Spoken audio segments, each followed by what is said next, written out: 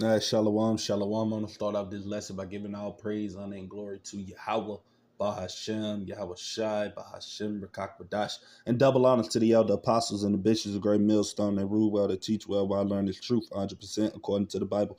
And shalom to the elect, the 144,000 men, prophets, servants scattered abroad the four corners of the earth. And shalom to the Akwaf, which are the sisters and that are sincere and your children. Shalom. All right, and in today's video, as you brothers and sisters can see, I'm going to read the title, and it says, Iran's supreme leader, which is that guy right there, right, their supreme leader, slams the United States bullying after Trump's letters seeking nuclear deal, right? So also I want to say before I start this video that this is under the 1976 Copyright Act, fair use, fair use. I'm not getting paid for this video. It is only for educational purposes only. So with that being said, I'm going to start the video. Welcome back. Good Monday morning, everybody. Thanks so much for joining us this morning. I'm Maria Bartiromo, and it is Monday, March 10th. It is 7:01 on the East Coast. Time for the hot topic of the hour. Iran responding to the letter that President Trump told me he sent to the Ayatollah, calling for nuclear negotiations. The Iranian Supreme Leader responding to my interview with President Trump, accusing the U.S. of trying to bully Tehran and impose their own expectations, and that it will, quote, not negotiate with the White House. Here's what the president told me on Sunday Morning Futures. There are reports now that Russia says it will help the United States negotiate a nuclear deal with Iran. What kind of a deal with Iran do you want to do? You said they cannot have a nuclear weapon. Yeah. Well, there are two ways Iran can be handled, militarily or you make a deal. I would prefer to make a deal because I'm not looking to hurt Iran. They're great people. I know so many Iranians from this country. Well, not the leadership.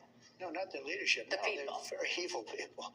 No, but the people of Iran are great people. And it's funny, he's calling those people evil. And they've been, doing the things that they've been doing to everybody around the world, especially the so-called Negroes, Latinos, Native Americans. And this man has the nerve to call those people evil when they're the evil of the earth, the wicked that the Lord talks about in Job 9:24. Man, the pride of these people is crazy, man. But hey, the Lord said that Proverbs 16:18, that pride goeth before destruction and a haughty spirit before a fall. And this man, Donald Trump, is very prideful, man. Very prideful. I mean, that's all he exudes and, displays his pride, man. But they had a tough regime, and they'd meet and they'd be shot in the streets. I mean, it was a tough deal. But I would rather negotiate a deal. I'm not sure that everybody agrees with me, but we can make a deal that would be just as good as if you won militarily. But the time is happening now. The time is coming up. Something's going to happen one way or the other. I hope that Iran, and I've written them a letter saying, I hope you're going to negotiate, because if we have to go in militarily, it's going to be a terrible thing for them. You wrote a letter to the Khomeini? Yes. He said for them. No, I told you the pride. Yesterday.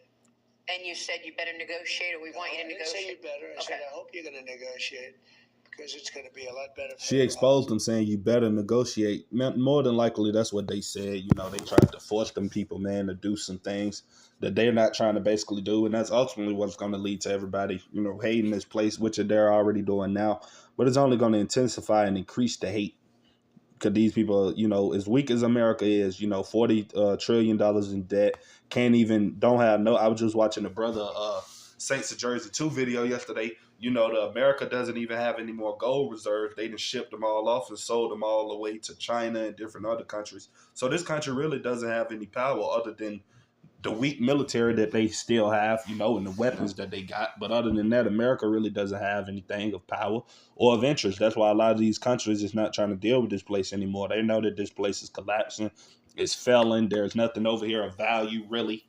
So, hey, that's why they're chopping this place off the way they're doing. And then also Iran, is friends with, they're in the BRICS nation with Salakia. I was scratching my head. It was itching. Salakia. But yeah, Donald Trump, Salakia, Iran is in the BRICS nation, with Vladimir Putin and all of those different types of guys, China, North Korea, etc., I believe. So they're not going to let America, try to bully, try to bully Iran and take their resources and things of that nature, because that's ultimately what the United States wants to do, and that's what's gonna start World War III, man. Because Israel and the United States will, will ultimately try to, I'm gonna go back, try to, um, take and destroy Iran, but then Russia and Iran's allies, are gonna come up and gonna say, it's not going down like this, man. It's not, So we're starting to see the shift of power, man. Seeing America is not the superpower of the world anymore, like it used to be back in the old days, and things of that nature. We're starting to see that the true power is in Russia and all of those other different countries. That's why, you got America begging to have meetings and things of that nature with Russia and these other nations, because they're the powerhouse now. The BRICS alliance is forming. Constantly people are leaving the U.S. dollar and going over to the BRICS system. So I mean, hey, the United States is constantly, declining by the minute.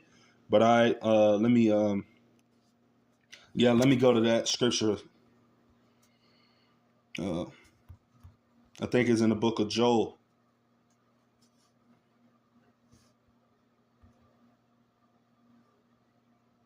All right, this is Joel chapter 3, verse 10, and this is going into Iran and all of those other nations in which America used to bully, but now these nations are become strong, right?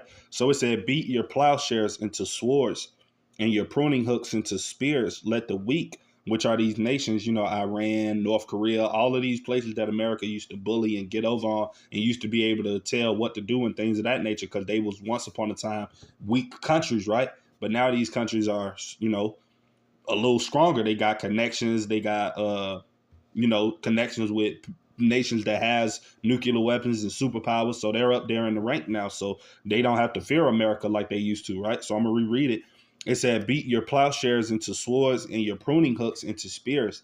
Let the weak, right, meaning these countries that were once upon a time weak, say I am strong. And that's what they're basically telling America, Iran, with that, with that, with basically that note that Donald Trump just sent them. They basically declined it because they're like, man, we don't need you people to tell yourself. I mean, we don't need you people to try to control us.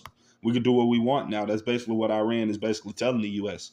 And that's why Donald Trump is basically saying that, hey, if they don't agree, then hey, we're gonna have to go in there and woo out, do this and that and the third. But hey, he was just talking about peace and stuff of that nature, like, just a few days ago. I uploaded a video where he was talking about there will be peace and all of these different types of things. But as I've read, in 1 Thessalonians 5:3, it always says that for when they roughly paraphrasing, for when they shall say peace and safety, then sudden destruction cometh upon them. So I mean, hey, this man been talking about peace and trying to make peace around the world since he got in the White House, and it's only a matter of time before that sudden destruction come, man. So yeah, I'm gonna let like another minute play, another few seconds, read a few more little headlines or whatnot. This was 7 hours ago.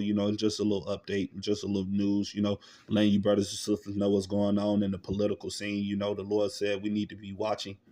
Especially in these times we living in now, because there's all type of things being passed, unrighteous decrees, laws, and things of that nature. So you really need to be paying attention to everything that's happening on a geopolitical level, right?